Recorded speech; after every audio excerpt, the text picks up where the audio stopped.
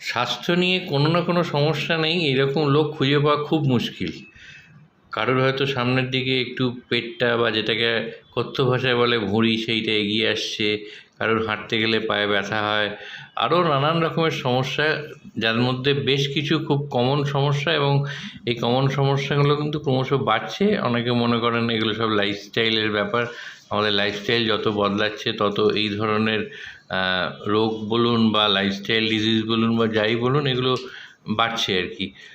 তো এমন একজন আছেন, এগুলোর জন্য আপনারা ডাক্তারের কাছে যেতে পারেন বা নানান ধরনের অর্গানাইজড ইনস্টিটিউশন যেগুলো বলে, প্রাতিষ্ঠানিক অনেক জায়গা আছে যেখানে গেলে আপনারা এই সংক্রান্ত সাহায্য পেতে পারেন, হেল্প পেতে পারেন। কিন্তু আমরা এমন একজনের সন্ধান পেলাম যার কাজের পরিধিটা, তার আগে বলি পড়াশোনার পরিধিটাও সম্পূর্ণ আলাদা। তিনি আইআইটি, যেটা Indian institute of technology Kanpur, সেখান থেকে একেবারে সম্পূর্ণ ভিন্ন বিষয় নিয়ে পড়াশোনা করেছেন।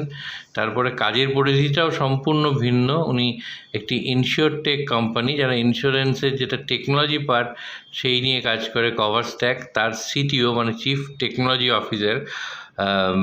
এমনিতে কিন্তু ভাবতে গেলে যে উনি কেন এই ব্যাপারে কথা বলবেন বা ওনার থেকেই বা কেন শুনবো, যদিও ওনার পরিবারে যেদিকে তাকাবেন সেদিকেই প্রচুর ডাক্তার, মানে পেশাগত চিকিৎসক, কিন্তু উনি চিকিৎসা বা চিকিৎসা শাস্ত্রের সঙ্গে দূর দূর তক সম্পন্ন নেই। কিন্তু ওনার নিজের এই ধরনের সমস্যা দেখা দিয়েছিল, যার জন্যে তারপর থেকে উনি নিজেই পড়াশোনা রিসার্চ করে এখন ওনার বলতে পারেন শখ, কিন্তু সেই শখটাই অনেক সময় পেশার তাগিদকেও ছাড়িয়ে যাচ্ছে।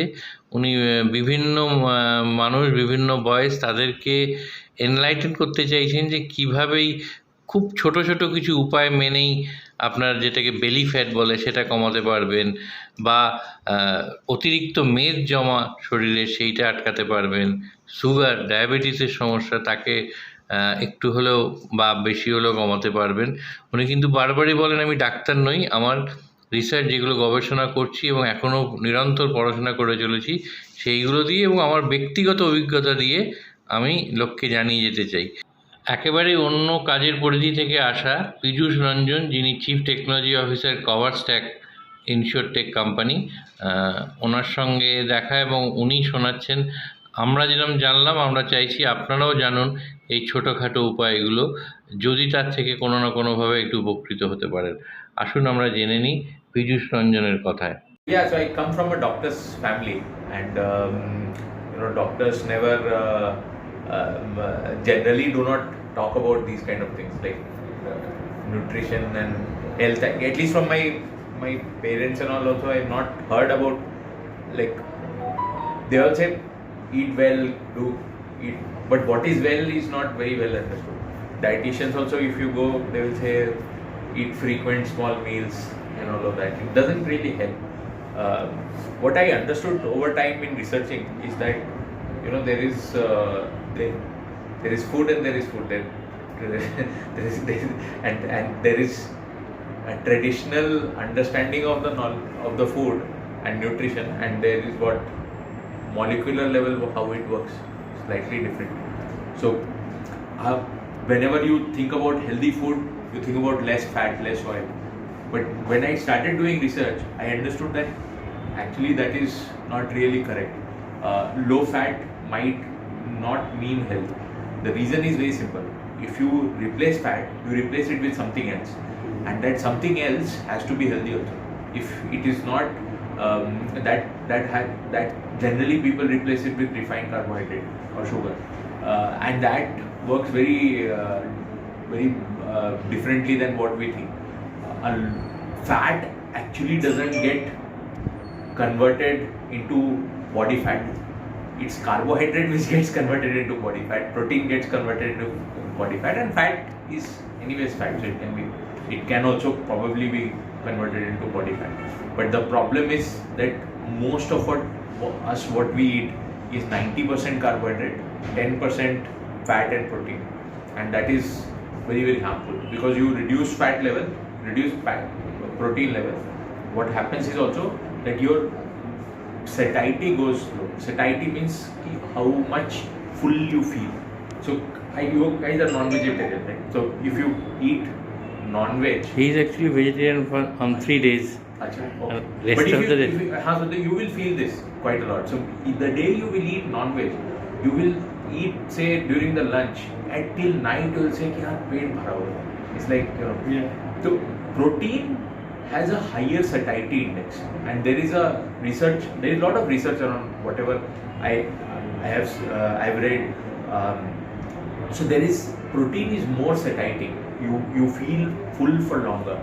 That means for same calories that you will get, you will continue for 10 hours, and with carbohydrate you will in 4 hours you will feel hungry again because it will get converted into also. so Whatever activity is more. the body is one of the most fascinating machines also, right? It's very, very complex to understand. Most of these things are not single thread. There is a lot of things that go into this, right? So for instance, let me tell you about carbohydrate, right? Why I got interested in refined carbohydrate specifically. Because we feel all of this is, refined carbohydrate is healthy or hygienic at least. Chips का packet खोलो, खा लो, थोड़ा खाओगे तो कोई दिक्कत नहीं है, बिस्किट खाओगे. बट होता क्या है कि बहुत सारी चीज़ें जो है वो हम आज के डेट में नहीं समझते हैं. जो हमारे माँ बाप जैसे या हमारे दादा परदादा लोग जैसे खाते थे और जो जैसे हम खाते हैं, वो दोनों में बहुत डिफरेंस है. आप एक बार सोचो 200 साल पहले चले जाओ, right? And you guys would have seen, I have seen little bit of that in my life, but you would have seen some part of that. Gas नहीं है आपके पास, बिजली नहीं है आपके पास, मिक्सर ग्राइंडर नहीं है आपके पास. सवेरे उठोगे तो क्या खाओगे? हमको सिखा दिया गया कि breakfast is the best meal of the day. It is not. जब वो लोग जागते थे ना, जो गुफाओं में रहते थे या जो 200 साल पहले भी लोग रहते थे, तो वो उनके पास गैस नहीं थी कि ऑन किया टक और चालू हो गया और कर दिया. सवेरे दूध बना के डिलीवर कर रहा है. दूध डिलीवर नहीं होता था, दूध तो निकालते थे. तो सवेरे एक्चुअली वो लोग 4-5 घंटा काम करते थे, फिर खाना खाते थे, राइट? वो लोग 6 बजे 5 बजे जग जाते थे, 4 बजे जग जाते थे और वो 9, 10, 11 बजे तक खाना खाते थे. तो इंटरमीडिएट फास्टिंग तो ऑटोमेटिकली हो गया ना सर, क्योंकि रात में 7 बजे खाया और सवेरे 11 बज गए. इंटरमीडिएट फास्टिंग तो हो गया. आज के डेट में हम लोग इंटरमीडिएट फास्टिंग ये वो जो बोल रहे हैं, बट फास्टिंग हमारे कल्चर में एकादशी में, थर्सडे को, पूर्णिमा को, अमावस्या को, सूर्य ग्रहण को हम लोग फास्टिंग तो करते हैं. और आप देखो खाली हिंदुइज्म में नहीं, मुस्लिम्स में, क्रिश्चियंस में लेंट होता है, जैन में वो 40 दिन का वो होता है, मुस्लिम्स में 40 दिन का रोजा होता है, क्रिश्चियंस में लेंट हो गया, जैन में भी हो गया. I think every religion has it, right? The fasting culture. Fasting, then I started realizing कि fasting is not बेवकूफ़ी थी. किसी ने बोल दिया, उल्टा लिखा हुआ है पुराने हमारे उसमें, तो वो necessarily unscientific है. वो एक्चुअली नहीं है. 2016 में 2016 या 17 आई फॉरगॉट, बट 2016 में एक जापानीज बंदे को नोबेल प्राइज मिला टू डिस्कवर ऑटोफेजी. ऑटोफेजी क्या बोलता है कि जब आप नहीं खाना खाते हो 16 घंटे 18 घंटे तक, तो बॉडी ना ऑटोमेटिकली एक दूसरे मैकेनिज्म में चला जाता है और उसको बोलते हैं ऑटोफेजी.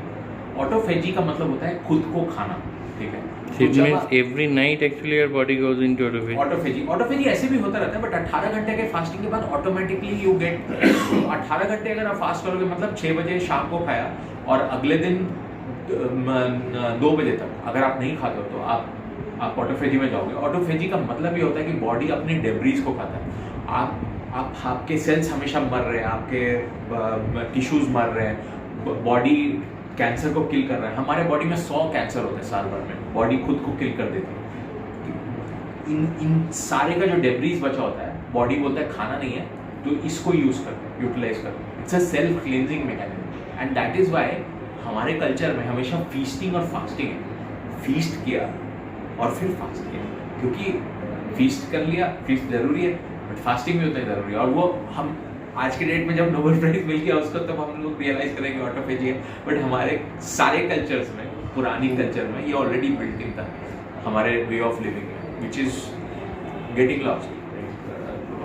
लोगों को लगता है कि फास्ट करके फायदा होगा.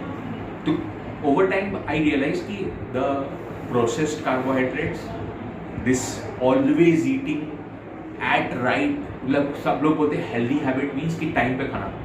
इट्स लाइक टाइम पे खाना कुछ नहीं होता है. It's like you are not build for that कि टाइम पे खाना पड़ता है. आप खाना जनरली बच्चा कब खाना खाता है? टाइम पे नहीं खाना खाता, वो जब उसको भूख लगती है रोता है तो माँ खाना खिलाती है, राइट? तो टाइम पे खाना may be a convenience factor, but it's not really might और might not be a really healthy thing. Similarly like you know, हम लोग ये सोचते हैं कि मैंने ये फ्रूट जूस पीना शुरू किया तो मैंने ये रियलाइज किया मेरा वेट और बढ़ गया, तो मैंने ये रियलाइज किया कि फ्रूट जूस जो है वो इनहेरेंटली अनहेल्दी है, चाहे वो पैकेट वाला हो या ताज़ा हो, कुछ फर्क नहीं पड़ता।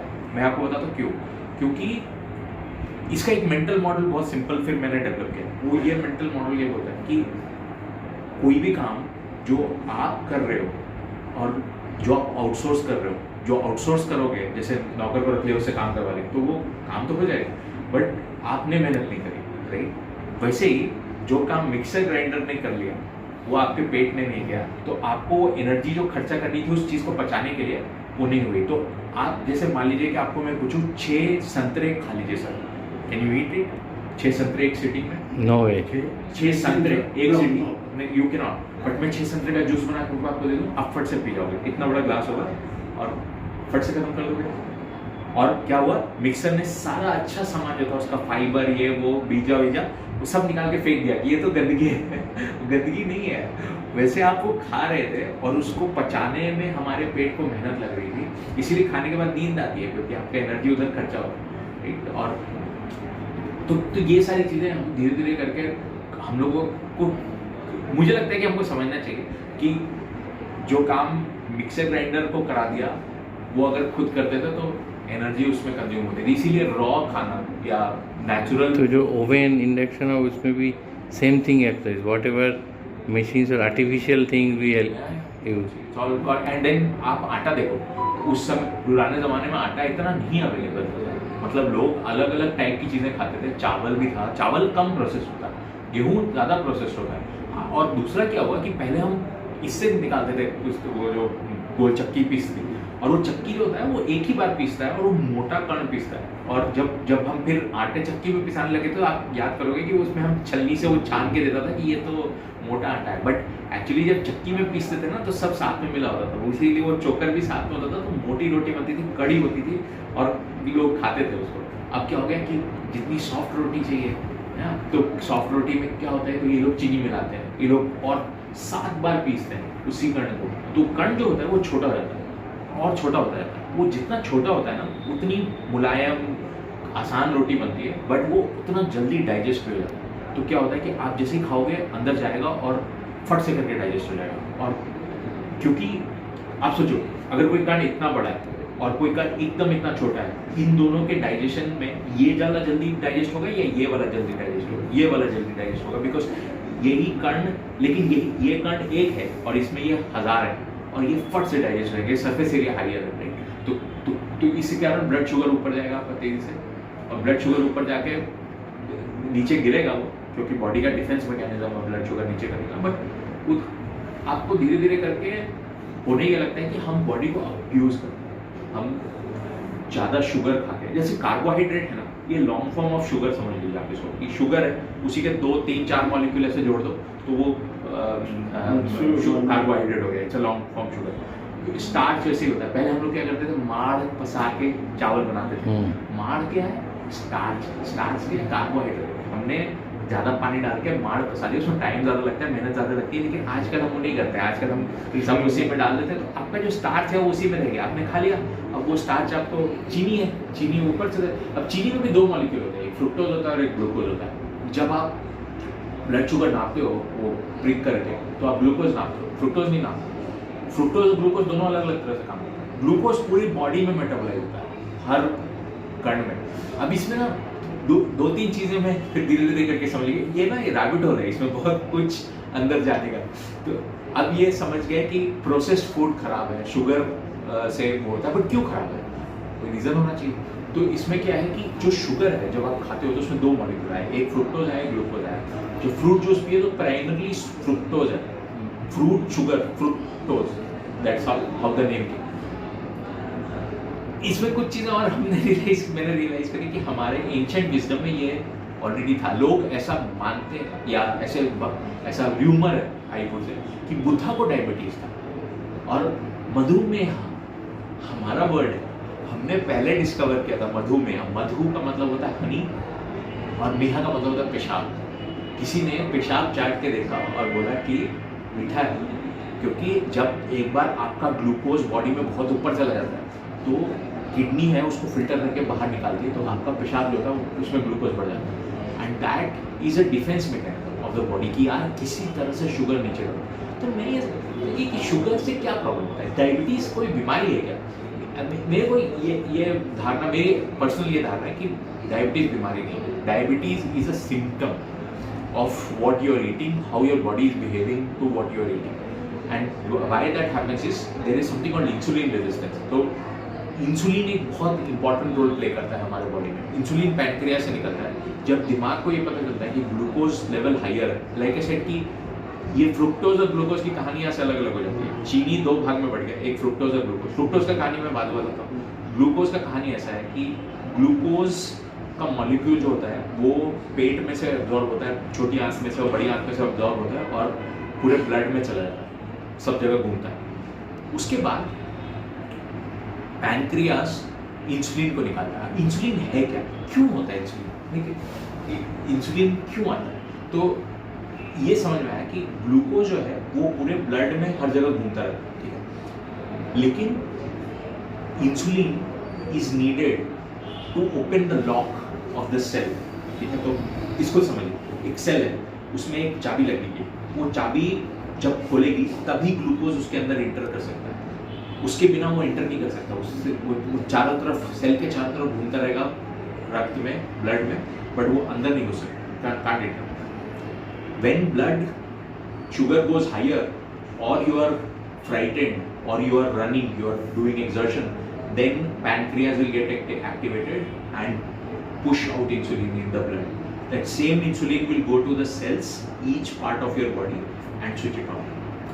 वो इंसुलिन चाबी है, इंसुलिन चाबी खोलेगा तभी उसके अंदर ग्लूकोज जाएगा। अनलिमिटेड ग्लूकोज सेल के अंदर नहीं जा सकता, right? Most of the cell के अंदर नहीं जा सकता। ये एक इंपॉर्टेंट डिस्टिंक्शन है। इसीलिए जब आप वॉक करना शुरू करोगे तो अपने आप से इंसुलिन सीक्रेट होगा, अपने आप से ग्लूकोज भी सीक्रेट होगा, और आपने खाया और नहीं खाया उससे कुछ फर्क नहीं पड़ता, ग्लूकोज अपने आप से निकलना शुरू होगा। कहाँ से निकलेगा?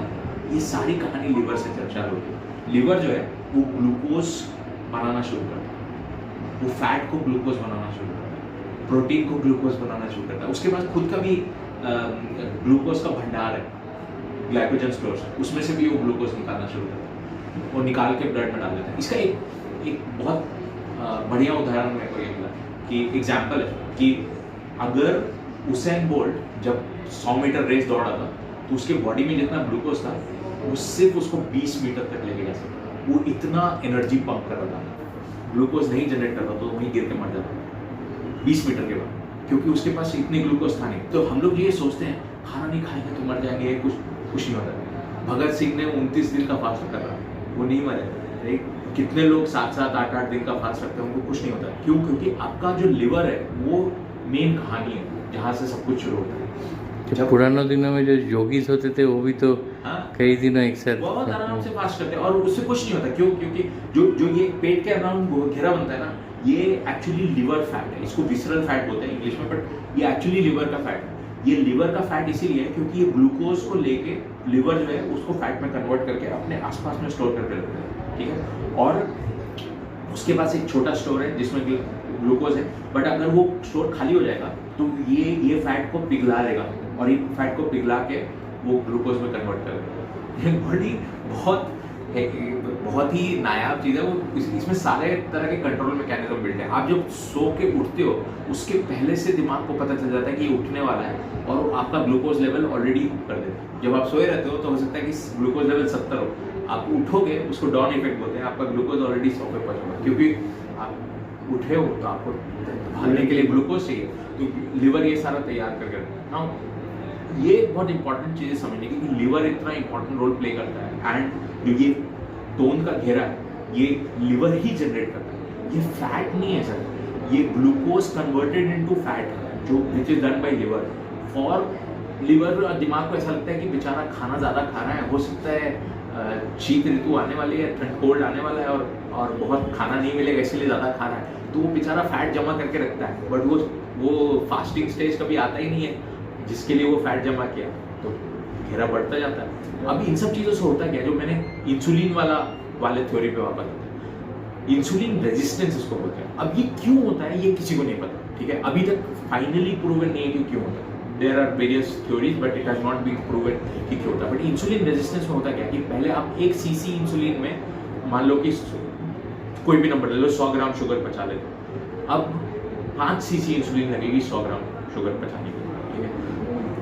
अब वही शुगर जो आप खाए, वही कार्बोहाइड्रेट जो खाए, वही प्रोटीन जो खाए, उसके कारण जो ऊपर गया, उसके कारण इंसुलिन लेवल पहले एक यहाँ तक जाती थी, अब यहाँ तक जाने लगी, तब जाके ग्लूकोज नीचे आया। क्यों? क्योंकि ग्लूकोज निकलेगी, चाबी जाएगी, सेल में लगेगी, खोलेगा, अंदर जाएगी और ग्लूकोज का इस्तेमाल होगा। ग्लूकोज अंदर जाके एक्चुअली एटीपी में बदल, एनर्जी में बदल जाता है, एनर्जी मॉलिक्यूल, और वो स्टोर हो जाता है और फिर सेल उसको यूज कर सकता है। The reason for this control mechanism is कि cells can't keep unlimited amount of ATP. They have a limited ATP store that they can keep. तो अगर आप खा के सो जाओगे तो ग्लूकोज लेवल ऊपर ही रहेगा, नीचे नहीं जाएगा, क्योंकि दिमाग इंसुलिन पंप भी नहीं करेगा उतना, क्योंकि एनर्जी आप खर्चा नहीं कर रहे हो, एनर्जी रेट आपको ऑलरेडी नीचे लगा है, सांस भी आप धीरे ले रहे हो, हार्ट रेट भी नीचे हो गया और मसल्स काम नहीं कर रहे। एटीपी का मेन काम मसल्स को चलाने के लिए होता है, आपको चलने के लिए होता है।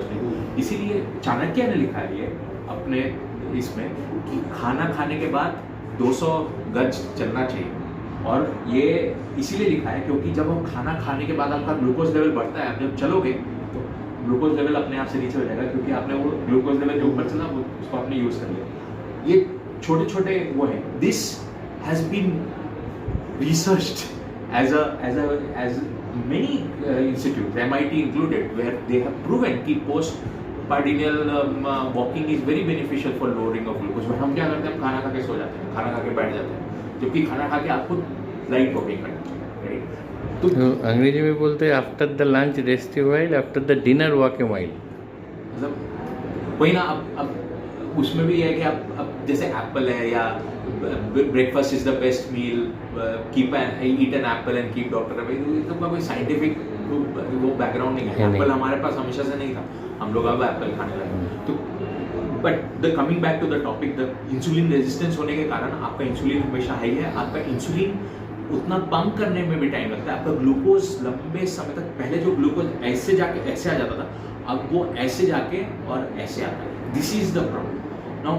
But why this is the problem, why is higher glucose? क्योंकि चाबी तो है, लेकिन ये चाबी जो है ये सब जगह नहीं है, ठीक है। ये चाबी कुछ जगह पे भगवान ने जानबूझ के एब्सेंट कर दिया, बनाने वाले, भगवान छोड़ो, अब बनाने वाले ने एब्सेंट कर दिया। द रीजन इज, जैसे हार्ट है, उसको हमेशा एनर्जी चाहिए, ठीक है। आपका दिमाग है वो हमेशा चलता रहता है, उसका कुछ पार्ट एटलीस्ट हमेशा चलता रहता है, ठीक है। किडनी है, किडनी के जो नेफ्रॉन्स है वो हमेशा एक्टिव रहते हैं, बिकॉज उनका काम ही है ग्लूकोज को फिल्टर आउट करना अगर ज़रूरत पड़े तो। They are not dependent on this thing. There are other reproductive organs and all of those are also don't have this barrier. Your eyes, retinas, back and front lenses, they also don't have this for some reason. I don't know the reason. I have not researched कि ये reason क्यों है, but ये reason है। Now इससे क्या होता है, आप सोचो modern बीमारियाँ, heart diseases,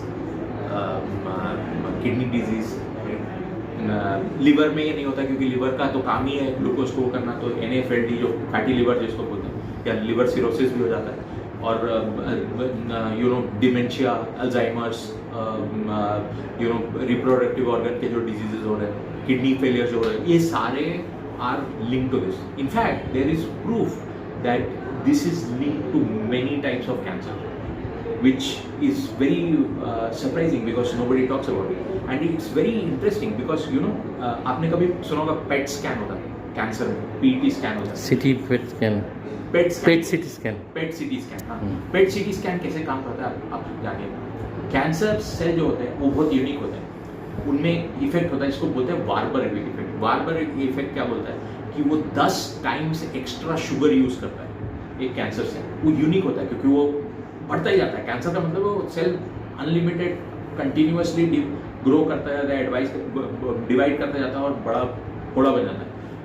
ये जो इफेक्ट है, इसको एक नाजी जर्मन साइंटिस्ट ने ढूंढा था, उसको वार्बर्ग इफेक्ट बोलते हैं। इसको पेट स्कैन में यूज़ करते हैं। आप जब वहाँ जाओगे तो आपको रात भर शुगर खाना नहीं खाने बोलेंगे, सवेरे जाइएगा उसमें आपको एक रेडियो मार्क ग्लूकोज खिलाएंगे। वो रेडियो मार्क ग्लूकोज जब आप पी लोगे उसके बाद आपका एक्सरे स्कैन करेंगे, CT स्कैन। जहाँ जहाँ शुगर ज़्यादा यूज़ हो रहा होगा वहाँ कैंसर। उसमें से दो चीज़ें, एक हार्ट में कैंसर नहीं होता है और दिमाग का कुछ पार्ट वहाँ पे हमेशा लाइटेड रहेगा। बाकी कहीं अगर लाइट हुआ इसका मतलब शुगर वहाँ एक्स्ट्रा यूज हो। Now I am not saying कि शुगर और कैंसर का ऐसा डायरेक्ट रिलेशनशिप है, but there is this is one of the effects of glucose, like. And also there are now studies increasing, still not conclusive, but increasingly studies कि actually cancer can be subdued if not regressed or reversed, but can be subdued by eating less sugar. But हम तो कुछ नहीं बोलते अपने cancer patients को। मैंने नहीं सुना, हमारे घर में इतने लोगों का डेथ हुआ कैंसर से, बट किसी ने नहीं सुना कि उनको खाना कम करो या उनको फैट पे डालो या उनको कीटो पे डालो। आई डोंट नो, करना चाहिए यार, जान पे बनाई है तो आप थोड़ा तो न्यूट्रिशन पे ध्यान दे सकते हो। But I have not heard from anyone कि कैंसर पेशेंट को हुआ, but studies are there, they talk about कि कैसे ग्लूकोज कम करने से कैंसर को स्लो डाउन किया जा सकता at least. And many types of cancer, not all cancers are, क्योंकि कुछ तो सिगरेट पीने से होते हैं, कुछ पोल्यूशन के कारण होते हैं या कुछ और रीजन के कारण होते हैं, बट कुछ वायरसेस के कारण भी होते हैं। But there are certain cancer which are definitely fueled by higher glucose and higher insulin in the body. Now all of this brings us to कि और फ्रुक्टोज का एक अलग वो है। फ्रुक्टोज का ये है कि फ्रुक्टोज 80% होता है वो आपके लिवर में ही होता है। लिवर में वो जब मेटाबोलाइज होता है तो वो दो चीज़ें बनाता है, फैट, ट्राइग्लिसराइड। जो ये डॉक्टर बोलते हैं ट्राइग्लिसराइड हाई है तो आप क्या करोगे, red meat, uric acid high है तो आप रेड मीट खाना बंद कर दोगे। एक्चुअली नहीं है, यूरिक एसिड, ट्राइग्लिसराइड, एटलीस्ट जितना मैंने पढ़ा, मैं गलत हो सकता हूँ, जितना मैंने पढ़ा है, ये सारा शुगर और ग्लूकोज और फ्रुक्टोज का ही बाई प्रोडक्ट है। अगर आप instead of shutting down red meat, you should reduce your glucose intake and fructose intake, and it will reduce your triglyceride and uric acid, and it is cholesterol। और again heart disease, आजकल heart attack इतने हो रहे हैं। Heart attack भी लोग कहते हैं कि जो एटलीस्ट लेमन टर्म्स में समझाने के लिए जो हार्ट सर्जन बोलते हैं, उनका ये कहना है कि दो रीजन के कारण होता है। आपके ब्लड में कोलेस्ट्रॉल हाई है, ठीक है, उसको कोई डिनाई नहीं कर रहा, बट द प्रॉब्लम इज कि कोलेस्ट्रॉल चिपकता क्यों है आपके इसके अंदर, क्योंकि आपकी जो धमनियां है ना, वो जो आपके आर्टरीज हैं, they become inflexible, and they become inflexible because of injury of sugar, of glucose scraping it, उस पे जाके चिपकता है और फिर बढ़ता है।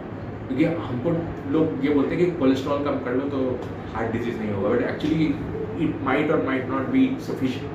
what would make more sense is to reduce your glucose level। कई देशों में तो जो इसका मेडिसिन है वो भी बंद कर दिया कोलेस्ट्रॉल का, क्योंकि वो मानता नहीं है, स्टैटिन्स का कोई फायदा नहीं है, बहुत लोग बोलते हैं ऐसा, बट वही है ना। अब जो एक डॉक्टर है, बहुत फेमस डॉक्टर है, प्रदीप जमनादास, वो हार्ट सर्जन है फ्लोरिडा हॉस्पिटल में, वो ये बोलते हैं कि उनके बहुत सारे लेक्चर आप देख सकते हो यूट्यूब पे, वो ये कहते हैं कि आपका जो ये प्रॉब्लम है, ये प्रॉब्लम सिर्फ ये नहीं है कि लोगों को ये पता नहीं है, लोग ये बताना नहीं चाहते। इसके लिए कोई पैसा नहीं देगा। कौन पैसा देगा कम खाना खाने के लिए, कौन पैसा देगा कम दवा करने के लिए, राइट? क्योंकि आप अगर पेशेंट्स हेल्दी हो जाएंगे, जो दो तरह के डिजीज है, राइट? एक इन्फेक्शियस डिजीज है, उसके लिए तो आपको एंटीबायोटिक है, वो जो खाना ही पड़ेगा। बट जो नॉन इन्फेक्शियस डिजीज है, जो आजकल के इतना तेजी से बढ़ रहे हैं, डायबिटीज, हार्ट डिजीज एक्सेट्रा, इनको कंट्रोल, ये long term abuse of body है, और इसको कंट्रोल करने का सिर्फ एक ही तरीका कि आप फूड हैबिट चेंज करिए, एक्सरसाइज हैबिट चेंज करिए, एंड इट विल वैनिश और it will get control. But इसमें तो खाना भी, बिग फूड का भी घाटा हुआ और बिग फार्मा का भी घाटा हुआ, तो कोई तो किसी के लिए पैसा नहीं मिल रहा, डॉक्टर्स को भी पैसा नहीं मिलेगा। तो ये एक स्टोरी है। I feel that's why people don't want to talk about it also. People who also know they don't want to tell your patient, because patients want medicine, patients want quick fix. कोई जाके बोलेगा कि खाना कम खाओ, doctor तो बोलेगा खाना कम खाओ, तो बोलेंगे कि क्या है, विटामिन कुछ लिखा नहीं, खाली बोल रहे कम खाना खाने के लिए। डॉक्टर्स बोल रहे हैं, मैं ऐसा नहीं ब्लैंकेट्स में नहीं कह रहा हूँ कि नहीं बोलते डॉक्टर, बहुत सारे नए डॉक्टर्स, बहुत सारे डॉक्टर्स आजकल बोलने लगे हैं इसके बारे में। देवी शेट्टी सर ने भी बहुत रिसेंटली इसके बारे में बोला। इससे होता क्या, नाउ लेट्स कम टू कि अगर आप बैलेंस डाइट खाओ, मेरे हिसाब से बैलेंस डाइट ये है कि 40-50% आप कार्बोहाइड्रेट खाओ और नॉन प्रोसेस्ड कार्बोहाइड्रेट खाओ। All carbohydrate is not made same, जैसे चावल है या सब्जी का कार्बोहाइड्रेट है, फल का कार्बोहाइड्रेट है, that is not the same as processed carbohydrate. जब उसको प्रोसेस कर दिया, छोटे कण बना दिया, उसको पैकेज कर दिया और उसमें से सारा फाइबर निकाल दिया, तो वो उसको पचाने में कुछ टाइम लगेगा, तो फट से शुगर वो करेगा। और जो ऐसा कार्बोहाइड्रेट है जो ऐसे कॉम्प्लेक्स नेचर ब्यूटीफुली पैकेज करके हमको देता है, हम पूरा उसको खाते हैं, तो उसको पचाने में भी टाइम लगता है। बट 50% मेरे हिसाब से ये खाना चाहिए, 20-30% आपको प्रोटीन खाना चाहिए और 20% फैट खाएंगे तो it will reduce your overall glucose का जो spike, which will at least one risk factor will get reduce for various people. And सबसे easy fat to lose is the belly fat. आप कभी ये चीज़ पे अमल करके देखो, थोड़ा अपना पोर्शंस, रोटी का पोर्शन, चावल का पोर्शन, शुगर का पोर्शन, चाय का पोर्शन, ये सब कम करके देखो और आप देखो कैसे सबसे पहले फैट जो लूज करोगे आप, वो बेली फैट होगा। बिकॉज लिवर को खाना कम मिलना शुरू होगा, आपका एनर्जी, आप चलना शुरू करोगे, वॉक करना शुरू करोगे, एक्सरसाइज यूज करोगे, सबसे पहले वो यही फैट को गलाएगा, वो बाकी और के फैट को नहीं, क्योंकि उसी का फैट है, सबसे पहले वो यही स्टोर यूज करेगा, उसके बाद बॉडी में कहीं और फैट कम करेगा। इसीलिए हाथ पाँव का जो फैट होता है, इसको गलाने में सबसे ज़्यादा मेहनत होती है, क्योंकि वो पचाना। इसके अलावा एक्सरसाइज बहुत इंपॉर्टेंट है, बिकॉज मसल जो होता है वो और जो फैट होता है, दोनों का जो ग्लूकोज कंजम्पशन है, दोनों अलग अलग होता है। जो मसल है, इसका इंसुलिन सेंसिटिविटी हाइयर होता है और फैट का इंसुलिन सेंसिटिविटी लोअर होता है। इसीलिए आप जब एक्सरसाइज करते हो, चलते हो या जिम में एक्सरसाइज करते हो या दौड़ते हो, तो जो मसल्स बनते हैं वो आपको खाना पचाने में हेल्प करते हैं, क्योंकि उनका इंसुलिन सेंसिटिविटी हाइयर है, वो ग्लूकोज को ज़्यादा आसानी से पचा सकते हैं, क्योंकि उनका यूसेज भी ज़्यादा। फैट जो होता है वो जनरली लेस यूजफुल होता है, वो बैठा रहता है, वो कॉन्ट्रैक्ट और ये नहीं होता, वो आपको चलने में हेल्प नहीं करता। तो इसीलिए ये सारी चीज़ें मिक्स्ड हैं। और जो लोग बोलते हैं ना जैसे पुण्य का घड़ा, मुझे ऐसा लगता है कि हर रोज़ जो हम अपने बॉडी पे अब्यूज़ कर रहे हैं, ये पाप का घड़ा को हम भर रहे हैं, और जैसे जैसे करके हम एक्सरसाइज कर रहे हैं या हम कम खाना खा रहे हैं और कंट्रोल खाना खा रहे हैं, तो हम पुण्य कर रहे हैं। और so I don't know, like it's also very hard to visualize it, right? ये ऐसा नहीं है कि आपने आज किया और कल को अच्छा हो गया और आप तुरंत देख पा रहे हो कि हाँ ब्लड ग्लूकोज लेवल धीरे धीरे ठीक हो। This is long term abuse of body और long term good for the body that you will do, which is very hard to visualise. It's also very hard to, जैसे low fat चखना खाना शुरू किया तो पहले तो बहुत अच्छा फील किया, बट 6 महीने में वेट बढ़ गया, तब समझ में आया कि शायद चखने के कारण हुआ हो। It's also very hard to prove, because हो सकता है कि उस समय आपका स्ट्रेस बढ़ गया हो सकता है उस समय आपने कुछ और भी खाना शुरू किया हो जिसके कारण बढ़ा हो। तो these things are long term, it's very hard to prove causality कि इसके कारण आपका ये हुआ है वो है। And this is for the pharma, this is the reason why it is very easy to negate also. They always say कि नहीं इसके कारण नहीं हुआ, उसके कारण हुआ। It's like there is always for long term things it's very hard to do. So all of this I feel is something that is very easy to understand. मतलब एक सिटी में आप किसी को समझा सकते हैं, और हमारे खान पान में क्या गलत चीज़ है उसको हमको लगता है कि हमारा खान पान बहुत अच्छा है, बट अगर हमारा खान पान इतना अच्छा होता तो इतने डायबिटीज़, इतने हार्ट डिजीज, इतने वो नहीं आना शुरू होता था। हमको अब समझा दिया गया है कि घी बहुत फैटनिंग होता है और तेल जो होता है बहुत अच्छा होता है। ये जो तेल है, ये कॉटन सीड ऑयल और सनफ्लावर ऑयल, पहले वो मेवे या तो फेंक देते थे या मवेशियों को खिलाते थे। अभी तो बोल रहा है घी अच्छा है, क्योंकि आयुर्वेदिक में तो घी बहुत अच्छा। मैं आपको एक इसका भी एग्जाम्पल देता हूँ। घी जो है वो चलो मान लो खराब हुआ, ये जो तेल जो है ये कैसे बनता है आप कभी रिसर्च करके देखा। घी होता है वो जाड़े में जम जाता है, राइट। और जो जैसे मूंगफली का तेल है तो वो उसमें महक होती है, राइट, वो जनरली लोग नहीं खाना चाहते। या कोकोनट ऑयल होता है वो नहीं खाना चाहते। रिफाइंड ऑयल तो पूड़ी तलने के लिए बहुत अच्छा है। क्यों? क्योंकि जब आप पेट्रोलियम को लेके भी डी ब्लीच कर दोगे, एसिड डालोगे, फिर बेस डालोगे, उसका पीएच 7 पहुंचा दोगे, उसको डी कलराइज कर दोगे और उसमें स्टेबलाइजिंग एजेंट डाल दोगे ना, तब वो भी रिफाइंड ऑयल बन जाएगा। उसमें कोई वेजिटेबल नहीं है, उसका नाम वेजिटेबल रिफाइंड ऑयल कर दिया, बट वो वेजिटेबल है नहीं उसमें, वो सिर्फ रिफाइंड ऑयल है। कॉटन सीड से भी बन सकता है, वो पाम ऑलिव ऑयल से भी बन सकता है, वो कोकोनट ऑयल से भी बन सकता है, वो किसी चीज़ से बन सकता है, क्योंकि उसमें तेल नामक तेल का जो ओरिजिनल था वो कुछ नहीं रहता है। तो आप तो पेट्रोलियम से बना सकते हो, क्या दिक्कत है? पेट्रोलियम से बनाना शुरू कर दो, डीजल से बना दो। और उसको ये लोग पहले एसिड डालते हैं, फिर ब्लीच डालते हैं, फिर बेस डालते हैं, फिर स्टेबलाइजिंग एजेंट डालते हैं, तो तेल इतना साफ, इतना सुंदर, बिना कोई काले वाले के, और वो स्टेबलाइज भी रहता है, तो वो जमता भी नहीं है, ऑर्डर भी नहीं है,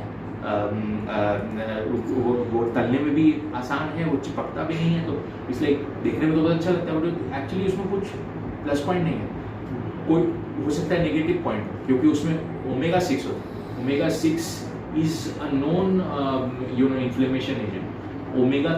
ओमेगा 6 ज़्यादा खाने से इन्फ्लेमेशन होता है, ये लोगों को पता है, बट हमको ये चीज़ नहीं बताता। हमको बताता है कि ये वाला तेल, नाम नहीं लूँगा, बट ये वाला तेल खाओ तो ये हार्ट को हेल्प करेगा। एक्चुअली मतलब हार्ट को, उसका विज्ञापन एडवर्टाइज में भी हार्ट का ही पिक्चर रहता है, वो हार्ट का पिक्चर लगा रहता है, but we know how advertising works. I feel there is तेल, जितना मैंने पढ़ा, तेल हर टाइप का खाना चाहिए, और क्योंकि हर टाइप के लिए अलग अलग यूसेज होता है। घी बहुत ही अच्छा तेल है, कोकोनट बहुत अच्छा तेल है, मस्टर्ड बहुत अच्छा तेल है अगर उसमें मिलावट ना हो, और आपका बाकी है जितने भी एवोकाडो ऑयल, वॉलनट ऑयल, और क्या वो आजकल बहुत टाइप के ऑयल आ गए, ये सारे भी अच्छे हैं। रिफाइंड ऑयल के अपने यूज़ केस हैं, पूड़ी तलने में शायद वही एक हो सकता है, but it should not be over used for everything, which we have lost control. We have started using everything for that, but you should see how refined it is. For instance, another refined food that I really want you guys to cover is साबूदाना। आप कभी देखो कि साबूदाना कैसे बनता है, ठीक है? साबूदाना, आपको क्या लगता है कि साबूदाना क्या होता है? This comes from one grain, and it is being boiled, processed, and made into It's actually starch। वो जो स्टार्च, बिकॉज वो टैपियोका के रूट से बनता है, तो टैपियोका के रूट को हाईली प्रोसेस्ड करके उसको बनाते हैं। साउथ इंडिया का ही प्रोडक्ट है, मैसूर का प्रोडक्ट है, उसको साबूदाना है, और नॉर्थ पोस्ट में तो साबूदाना हो गया। और हमको लगता है कि बहुत एंशिएंट फूड है और कोई बहुत साफ सुथरा है, कुछ नहीं है। उसका प्रोसेसिंग आप देख लोगे तो आप शायद उसको नहीं खाओगे। But this is all the Muni Rishis and all. They say that they used to have sabudana as their staple food during the व्रत वगैरह, हाँ, but I very much doubt that, because even on Ekadashi is Sabudana is a marketed product. It started in 1940s and was started by a Mysuru businessman who actually publicized it and took it all over India. It is pure starch. There is nothing good about it. It is completely processed food. It's not as if it's natural.